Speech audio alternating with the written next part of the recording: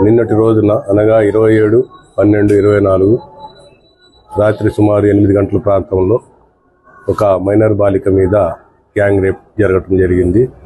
దాని మీద ఇనుకుదురు పోలీస్ స్టేషన్లో కేసు నమోదు చేసి దర్యాప్తు చేస్తూ ఉన్నాము.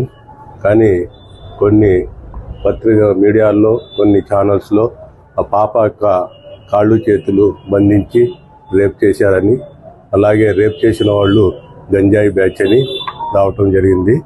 కానీ అవన్నీ కూడా వాస్తవాలు కాదు.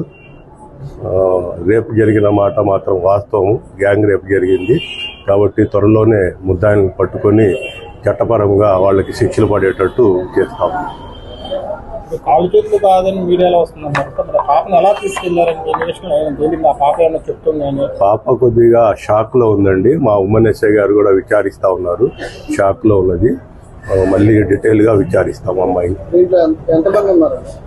సుమారు 4 ఉండొచ్చని అనుకుంటున్నామండి. 4 మెంబర్స్.